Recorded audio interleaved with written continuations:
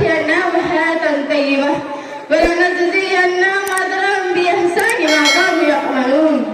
محترم ذی وقار حکام صاحبان، مصفق اساتذہ اعزام اور باہر سے تشریف فرمایا مہمان کرام اور ہماری پیاری ماں اور بہنوں، آج کے اس سالانہ بزم و خطابات میں ہمیں جو موضوع سکھایا گیا ہے وہ ہے مسلم خواتین کے عظیم کارنامے۔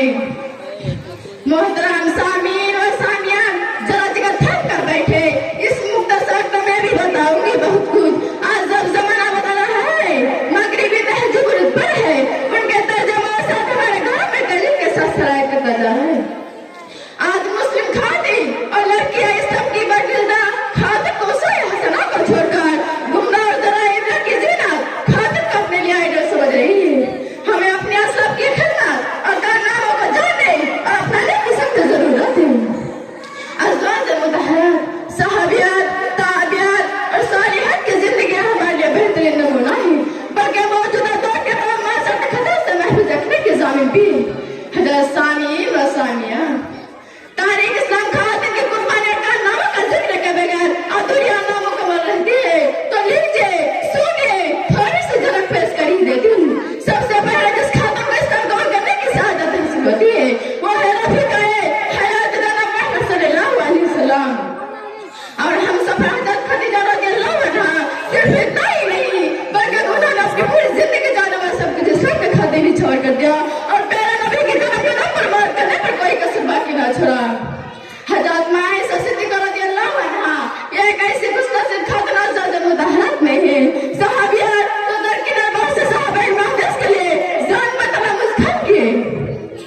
آپ علم حدیث کا سمندر تھے۔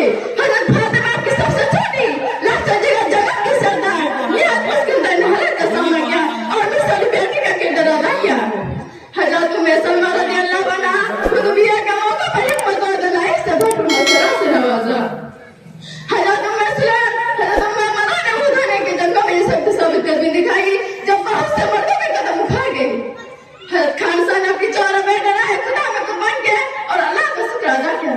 حضرت گرامی صرف اتنا ہی نہیں بلکہ قرآن نے بھی چند دلی خاتون کا جشن اس کا نچوڑ پیش فرماتے ہیں۔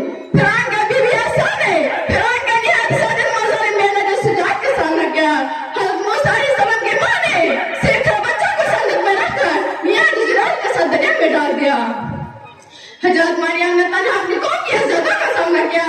حضرت حاجرہ بھی ایک خاتون تھی جو کہ مکہ کے بیابوں میں سرزمین میں اپنی رابطہ جگر سے کھڑے اسماعیل کو لے کر بسنے کی جرات کی۔ دور حاضر میں بھی ایک کالج کی طالبہ مسکن نے برما جانی دشمنوں کے منہ پر اللہ اکبر کا نعرہ لگا کر دنیا حجاب کا اپنا نام روشن کیا۔ ایسے ہی اللہ نے ارشاد فرمایا، من عمل صالحا من ذکر او انثى وهو مؤمن فلنحيينه حياة طيبة ولنجزينهم اجرهم باحسن ما كانوا يعملون۔ جس نے نیک عمل کیا چاہے وہ تو ہے یا نہ، اس نیک مومن ہو تو ہم اس سے پکی سے زندگی عطا کریں گے اور ہم ان کا عمل کا بہتر بدلہ دیں گے۔ حضرت ثانیہ، ان پاک باز خواتین کے تذکرے کے مقصد صرف اور صرف ہے کہ آج کی خواتین اسلام کی زندگی کو اپنا آئیڈل بنائے، اپنے اندر خود اعتمادی پیدا کرے، دین کی سیلابل کی ترقی میں بڑھ چڑھ کر حصہ لے۔